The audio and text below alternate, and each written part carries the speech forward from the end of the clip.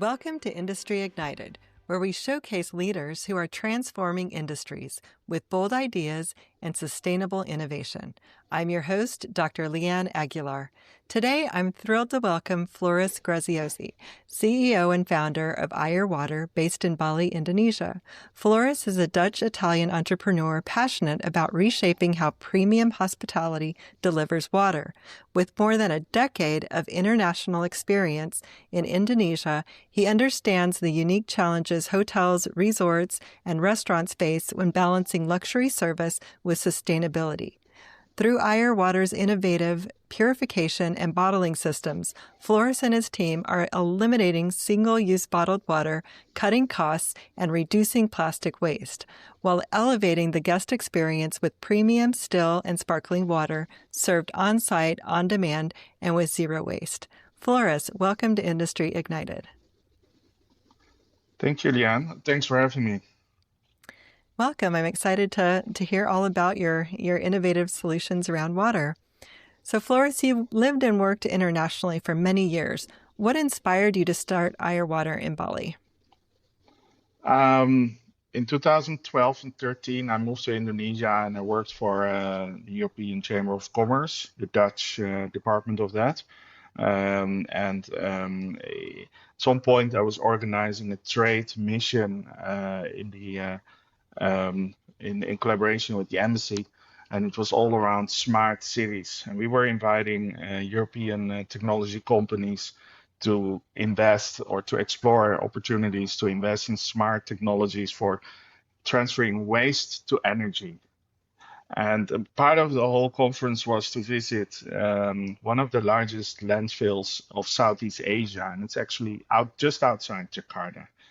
And until the horizon, you can see a huge what urban waste looks like. And yeah, Jakarta is a 17, or if you like, 20 million, 30 million people metropole. And this site was full of obviously urban waste, and cows were eating plastic, families lived there, kids were playing. And this scene where we actually visited and brought these European companies to, and I experienced myself, still remember the smell of the place and the whole environment there. And when I was, advancing in my career, I always kept these issues in my mind, and in everything what I do, I'm kind of inspired, like how can we solve problems? And I guess it's something entrepreneurial. You always wander around like, hey, why is this way? Why is it more efficient or more, how can we make this better or in a better experience or a better product?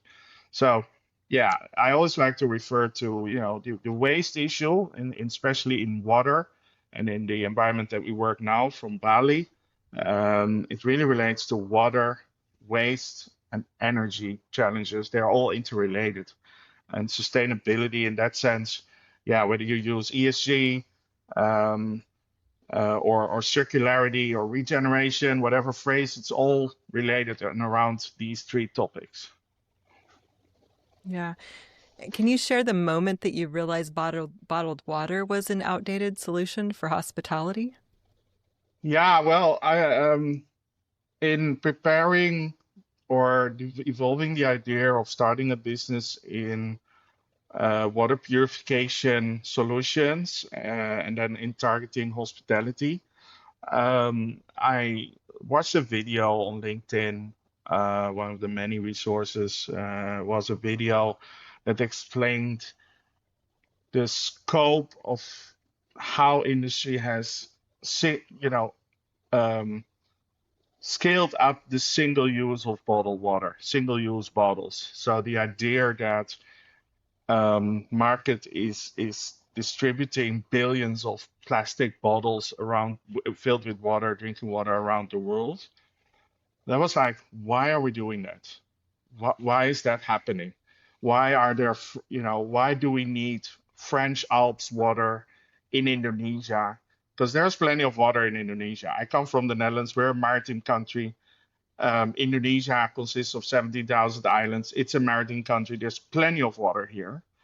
And although there's a lot of water pollution and environmental pollution, there are solutions for that. And there's still plenty of water. Danone in Indonesia is one of the largest employers. They have, I think, around nine what they call water factories. I like to call them plastic bottle factories. Um, but there's plenty of water. So that idea that we're distributing globally billions and billions of plastic bottles water, that was like, why are we doing that? That can be Right. better solved on site and on demand.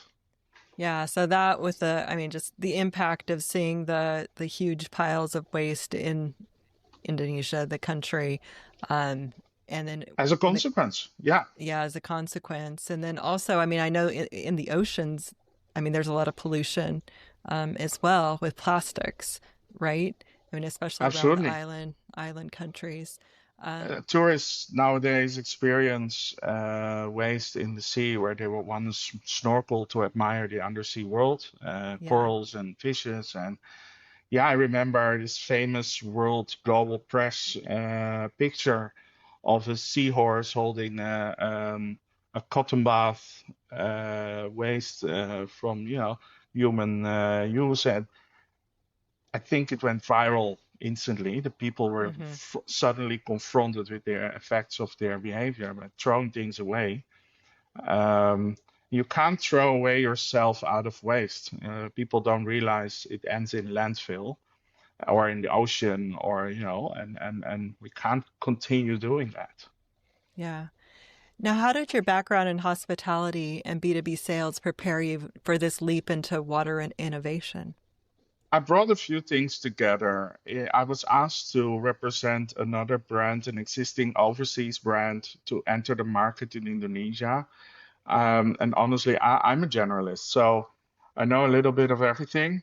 At least I try to, and I learned myself that about water purification in general, what is needed for that, what are the principles, and okay, if you combine that, and although I'm Italian, I didn't know that Italy is has a few of the largest global beverage technology manufacturers. And I brought these parties together, like water purification and water refrigeration. And I started to realize that, oh, if we use refillable bottles, I mean, restaurants and hotels have a lot of glassware that they dishwash. So why are you not washing bottles and refilling them like you're doing with regular glassware? And in high-end Horeca, it's already common sense to have glassware washers separate from foodware, where there's a lot of residue. Um, that glassware gets easily contaminated. Um, so adding one to two and one is two, so three, four, five. You think, hey, this can work. This is a solution. And I turned out to me that from in Indonesia, there is nobody bring these things together because water purification is quite it's a conventional technology, and refrigeration as well, and bring them together as a solution with refillable bottles that are designed for reuse and refill because they're scratch free, they're dishwash resistant, heat resistant. um, that was a solution for a simple thing for a seemingly complex scaled up problem. And Yeah. when we first started contacting suppliers, obviously they saw a huge potential in Indonesian market, so that helped to speed things up. So you developed a system of refillable glass bottles. And so for those who are unfamiliar, tell us like a little bit more about how AYR Water's system actually works to replace the bottled water in Yeah, hospitality. sure. Um, so basically, there are a few options. We all know how beer taps look like, right? You have basically a tap. It's installed in a bar system, a manual tap, and it comes with an under counter cooler that we connect to the water main, and then with a filter before. So it means you have filtered water going into the cooler. You put a cylinder next to it that adds CO2 to the water, that's been refrigerated. So you need cool water to be able to add CO2, and it stays in the water. And then you got three options: flush through the tap system, so you can basically tap still chilled sparkling water. And having these designed, so one of the things I realized is that we're facing a lot of skepticism because Indonesia is probably famous for high polluted water, high polluted environment. And I would face a lot of skepticism. Can we drink purified water, even though it has purified in front of it? Does it mean it's drinking standard? And there are concepts and people around that we say, okay, it has to be potable. United Nations definition of potable water is that it's clean water, just enough to drink it. Doesn't mean it's healthy. Okay, so it's clean water, and like and bare that is minimum. right, the bare minimum. That's potable. And if you wanna call it premium drinking water, then you need to further purify it to a certain standard, and that is tested by third-party food laboratories that are widely located in Indonesia. So we partnered with them and to study further what are the average water quality standards in Indonesia. How does water filtration is already playing a role in hotels and other hospitality outlets around Indonesia. And I learned that hotels already have to purify water to a clean water standard enabled to receive international bookings. So we have already hotels filtering water to clean standard. That makes it super easy to further purify it to drinking water standard with a simple additional filter in each food outlet, bar, or kitchen, combined with cooler and a tap. There we are. You have drinking water from the tap on site. Oh, wow. Okay. And so what makes your solution both environmentally sustainable and operationally practical then for hotels and restaurants? Yeah, so hotels tend to be fear of this health and security concern. There are plenty of people already before me that have developed filters for consumer market, and especially poor and average Indonesians who live in rural areas that are confronted in disasters or live outside. They need a simple device to make river water drinkable, for instance. Okay, that's what you call a good solution if you have no other choice. But talking about hotels and restaurants, we actually deliver HORECA technology, so it's really designed from the outset to be applied in hospitality environments that are high demanding. So it's basically a bar system that fits in the hospitality protocols, hygiene protocols, and operational SOPs. So we're not introducing something completely new. Hotels and restaurants already produce fresh juices, for instance, that are not closed in a sealed bottle. So why not also serve a bottle or a glass of water without seal as well? Yeah. And so economically, it's not an enormous cost then to integrate your system, I'm understanding, because it's using equipment and processes that they already have in place. The problem economically with the scaled up single-use economics is that the scale of bottled water has made water bottles almost free. So I was requested by a large hotel group ever in Jakarta to operate my own bottling station, serving a cluster of 20 hotels around Jakarta, and to make a calculation in a way that we would be cheaper than the plastic bottles that they've already put on the rooms and used in the restaurants.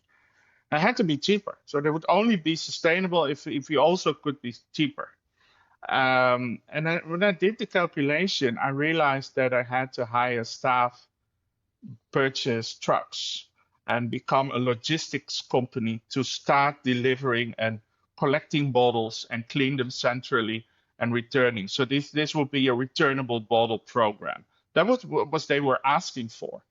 And I realized that to be able to be cheaper, it would be impossible because the normal bottled water companies like Danone, Nestle, they're all over in Indonesia. So the price per bottle, if you start calculating, it's 2,000 rupiah. That's almost a cent, okay, per bottle. Oh, wow. Well, I Yeah. can't do that at the small scale for just 10 hotels, even though there are a lot of bottles. But it would be a too small operation. I would always be more expensive. So I said, I don't want to go in that direction. I want to convince hotels to purify their own water on site and reuse their own bottles. And that has been I've been, starting to get better at. So hotels are embracing our solution, and restaurants as well. Well, and the overall long-term cost and the environmental cost and the cost, it adds up, even if it's not immediate, like the long-term costs of using bottles or plastic bottles over, sustainable glass bottles is a lot more expensive ultimately. It takes hundreds, if not thousands years to biodegrade plastic, right? And glass is even worse. What people don't realize because of these anti-plastics campaigns is that single-use glass bottles are even worse than single-use plastic bottles. Some hotels that I'm reaching out to are saying, yeah, but we're totally fine because we're already using glass bottles. We're no longer using any plastics, not in the rooms, not in anywhere in the hotel. You won't find any plastic. And they say, okay, but you're asking your supplier to collect these bottles, bring them again, and refill them again. It's an emission, a high-level emission operation in itself. So still you have the logistics. And our systems are actually profitable from day one because we charge, the model works in a lease fee where we actually have a maintenance team to operate and make sure to warrant the systems remain operational and with no water supply interruption. So where hotels are afraid that they're left becoming a water production hub, we actually take care of that. And they can focus on running the hotel or the restaurant. And you just, do the day-to-day normal bar cleaning operation. Yeah.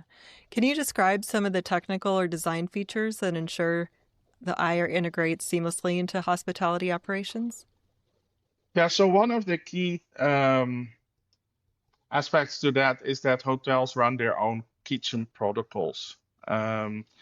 HACCP is a hazards identification protocol that every party who runs a professional or production kitchen needs to understand where are the risks of contamination and things like that. So we always recommend hotels to adhere to these standards if they don't do that already. We really focus on modern hospitality groups so that we can also trust that they respect these protocols. And where they don't, we are asked to train staff to really get familiar with our system. And it's a matter of understanding how the system works. And the system, the machines themselves, like a beer tap, it's a matter of disinfecting the manual handles or the taps themselves, but the internal functionality, for instance, the cooler or the taps, they focus more on the quality of the water or the electric safety of the machine. So they're designed according to European product standards that make sure that the electric products are designed in a way that they don't have any conflict with electricity or in a kitchen environment that can be heat as well. So yeah, it's up to the protocol of operating the kitchen where we assist in, and sometimes we make manuals to hang in behind on the wall in the bar to make always sure that everyone who's operating the tap understands, hey, it's up to them. You want to wear hand gloves, you want to wear hair protection. Some hotels design a room to bottle water and pre-produce filtered water bottles. In that routine, obviously, you're not just producing your routine bar fresh juice. So then you're actually filling bottles to be placed in rooms, and it takes longer, not for instant drinking, so to say. Mm-hmm. If it's instant drinking, like a quick beer or a quick juice or a quick water bottle, you even place it in front of the guest without caps. You just pour the glass and that's it. So yeah, it's really part of a day-to-day operation. And our machines, where if you want to talk about semi-automatic machines, we are now post-COVID. So we also provide disinfection materials like sprays or gel to make sure ozone, for instance, kills bacteria instantly. It can be sprayed on every spot where we see risk for contamination. Yeah. And what kind of impact are hotels and restaurants seeing when they adopt your system? Try to imagine. When you enter a hotel room, you always see typically 2 bottles of water on next to the bed or next to the coffee machine or in the minibar. Imagine these are plastic or glass bottles. In every room, in every hotel night, or in every popular restaurant, people order every day hundreds or even thousand of bottles of water. Every day. An average hotel, around 300, 400 rooms, has 3 or 4 restaurants. So from our customer numbers, I can tell you the average hotel consumes 20,000 of water bottles every month. Okay. Wow. 20,000 bottles of water every month. Now, by replacing that from plastic to glass and from glass single use to glass refill reuse, and from a lot of transportation, continuing deliveries and ordering to on-site and on-demand, erases not just the waste of 20,000 bottles a month, but also the trucks not participating in traffic, not having the outturn of CO2, all these emissions and the waste generated afterwards. So with a simple tap, bar, cool system in every outlet or in the main kitchen, hotels really make this operation more efficient and more responsible, both for guests to appreciate a bottle that doesn't necessarily come from Italy or from France, because we're not even talking non-essential imports. We're also talking about a nationwide distribution of these bottles. And it's already a lot that in even the most rural villages, you don't find probably enough medicines, but there's always Coca-Cola, there's always a bottle of water from France even, there's always, cigarettes, of course, all kinds of products that you would think, why would people need this in traditional villages, most rural Indonesia? Why is there so much plastic being imported in these natural environments? When it's unnecessary, yeah. Yeah. And you've mentioned that producing 1 liter of bottled water can require up to 3 liters of water. How does AYR change that equation? Sometimes it's necessary. Our filters or some of our purification systems are not that far, but they keep evolving in improving that ratio. We already improved our systems from, traditional reverse osmosis requires a tank to store fresh water that's been produced and to divert wastewater. And then now we have a reverse osmosis system that is tankless, so you can leave the tap open. So it's called direct flow. Um, but yeah, it's hard to avoid that equation. I always say this wastewater can be reused as well to water the lawn, or to apply it in different purposes. Um, so it can be repurposed in a way. So in a way, it's also circular in that sense, from a water efficiency point of view. In a hotel, obviously, you have can be a swimming pool. You have bath water. You have washing water. It's called gray water, right? Yeah. There's a lot of reuse opportunity, repurpose opportunities for wastewater as well. Yeah. Do you find that sustainability efforts like this directly affect how guests perceive and choose where to stay or dine? I get feedback sometimes that the bottle is served and that's it, right? People appreciate the bottle, people find it secure, tasteful, and they appreciate it. But without a story, people just drink the bottle, have a great evening, they go home, right? So And we don't think always about try it. to, Yeah. right, and we always try to explain to and inform and somewhat educate staff, our customer staff, to also tell a story. Be prepared for questions that might be asked by guests. Where is the water coming from? What is this kind of brand? Why are you using filtered water? What technology are you using? Um, and in hotels, often we help them to design leaflets in the rooms to explain something about help us eradicating our plastic from the hotel, from our operations. Um, so there's also several forms of consent in a way that guests give from the offset when they enter the hotel or a restaurant.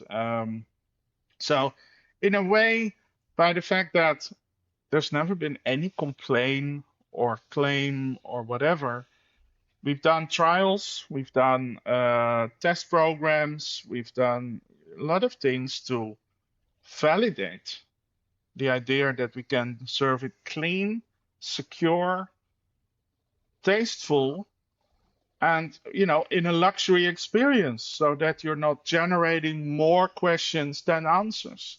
People shouldn't be thinking, oh, is this safe? Right? Then you're too late. Yeah. Yeah, the waitress always asks if a guest orders water, can I have a water? They'll ask, you want still or sparkling? So that should be a natural. You get these options, so you pick one, your preference, and that's it. You shouldn't be thinking, hey, is it safe? So that has been a concern of me from the day one. How can we bypass all these skepticists that say we can't drink Indonesian soil water? And the unique thing is here that in Europe, when we think of North, we think of Scandinavia. And Scandinavia is associated with cleanliness, uh, uh, um, beautiful mountains like Canada, right? It's Right. fresh air. But in Indonesia, when you think of North, there's nothing North. Yeah, North Asia, but what is North, right? So in the name, we really also thought, let's not make water our brand name something that is international or whatever, because a lot of Indonesians perceive something international as better, or something that is expensive has to be good, right? Yeah. I get the complaint sometimes that we are too cheap because they perceive more expensive must be better. So we're Right. really fighting a lot of prejudice here. Um, so we really thought, how can we really take the challenge to introduce something local and then still make it premium and still make it without any question, this is a luxury product, right? Yeah. Because in hospitality, everything is fancy, everything is gling, gling, gling, gling, gling, right? Gling, gling. Yes. So Right. if you look at hospitality advertisements, we must adhere to that standard. So we can't cut on marketing. So we really To make it presented, trusted. Yeah, that yeah, perception, like you were saying, it yeah. for credibility and trust And and still, it takes a lot of yeah. time to build these proof points and convince managers, hotel operators, and owners that this is actually safe. Um, but in Bali, I feel a lot more collective, shared understanding and awareness of the need for solutions than in Jakarta, for instance, and in other regions in Indonesia where this is still an issue as well. Um, in Jakarta, it's a harder message to get across. In Bali, there's a lot of awareness, and hospitality is actually taking the lead in this transformation to in the sustainable operations. Yeah. So as AI data centers and global industries evolve, energy is a big limitation. Water efficiency also plays into that. Where do you see water innovation going in the next 5 to 10 years? I've heard of systems that make drinkable water from the air, right? The water, the moisture that's in the air. I've heard of systems that, for instance, the filters that we use that come with IoT, Internet of Things, that combine data that you can always monitor, not just how much is consumed, but also what is the exact quality that flushes through the system. So you can have a dashboard online that shows a live monitoring of every system we've deployed anywhere in the world. Um, yeah, look, there's even trends going on towards flavored water, hydration through taste. That you experience the taste through smell, but you're actually drinking normal mineral water, tasteless, right? Natural water. Mm-hmm. There's a lot of products, I think, but these are all first world solutions at the moment. So it's always interesting to visit international exhibitions to see what is coming. And, Indonesia, in that sense, is not a production country where, a lot of water solutions are produced. So in that sense, our machines come from Europe. The purification technology is European um, or Taiwanese. We have different options, but yeah, so we see things coming from the first world coming this way, and in Singapore tends to introduce these things in Asia. I'm always curious. Yeah. But your solution seems to be one that would be, great for other countries, including first world countries as well. Is your plan to expand, into Well, I other think in markets? terms of future, the strongest challenge is to convince hospitality groups to start building new hotels integrated with our solution. Mm. And not start with single-use traditional bottled water from day one, from opening, pre-opening, and then switch to our systems, right? Marriott at the moment has around 75 hotels under management in Indonesia. They have the ambition to open another 25 in the next 5 years. I would like to see our system to be there from day one, and we're getting there. We're already engaging in pre-opening conversations. So this is something we're really focusing on and changing the mindset from how do you prepare for a new to be open restaurant, new to be open hotel, with more innovative solutions from day one, from pre-opening. Um, and in a sense, when our products become more efficient, it becomes more of a system solution. So when we talk to procurement managers, they're always looking for solutions that they can roll out throughout the group of or one hotel chain, right? Or in multiple outlets designed the same way. And we're getting there. I think this is something we can already deliver and because we have very reliable machines, we're very reliable filter machines as well. So Yeah. although we can never guarantee before we did any testing, what will the result be? But our machines turn out to be working in most of the time, so that's it's moving in the right direction. Yeah, exciting prospects.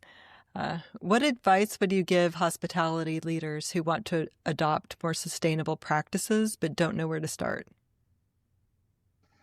We have a partnership with EarthCheck, a certification organization that does not measure your um, your pledges, but actually goes into your operational data. And they do a review of your waste, water, and energy efficiency, but also the technologies that you integrate and the protocols you're following. They provide a very good reference for where you are at the moment. It creates a starting point to do an internal review, not for just commercial purposes. I mean, it's at a price, but ask yourself, do I really need to earn that money back, right? It's an investment in the future. We don't know whether in the future this becomes a decision point, whether guests will say, I don't want to stay in gray hotels, I only want to stay in green hotels. If you believe in that, great. But we can't predict whether that will be a key decision point for guests in the future. But, you know, to have a commitment and to see, okay, if I can make a difference, why not? Right? For the Yeah. same effort and the same level of investment, of course, the money in the investment will return, although maybe you can't really pinpoint yet at what point in time or in how many months. It is worth it because ultimately, I believe with positive and more less with less damaging operations and less impacting operations. I mean, hotels are not sustainable by definition, right? They consume a lot of energy. They process a lot of people that generate waste, and they need a lot of water and CO2 emissions to operate. So it's an interruption from that whole environmental ecosystem on that location by definition. So to really limit that impact is high on these lists of all these managers. They already have KPIs, a lot of them. They have KPIs to minimize single use in the restaurant operations or even in the rooms. Um, and I'm sure they're pretty much aware of fake solutions, half solutions that seem sustainable but actually are not. Um, Right. yeah, And I think a lot of them do have KPIs around social or corporate responsibility as well, being taking on sustainability initiatives and absolutely. And if you're still thinking that sustainability is the opposite from profitability or even that it conflicts, I think you should see that as part of a responsible business can only be sustainable as a responsible business, right? mhm, For right. instance, in the first world, new hotels in the US, I'm aware of hotels that open with in-room bottle fill refill stations. And in Indonesia, there are already a lot of buildings. Renovating is more expensive. So even if you say, okay, but we can't renovate all the rooms, but there are things you can still do, right? Um, so yeah, Yeah. I believe in those kind of initiatives to at least change the mind of your staff, also being more aware of your responsibility as a whole. Right. And so what's next for AYR Water as you expand across Indonesia and beyond? At the moment, we are in an approval process with some strategic hospitality groups. So I'm very looking forward to be part of their journey in expanding throughout Indonesia. Indonesia is a huge archipelago, and it takes decades to cover a nationwide hospitality network, as well as for us. to be able to serve these solutions everywhere. But we're following that direction. Where is Indonesia modernizing hospitality and developing new experiences? So that is one job.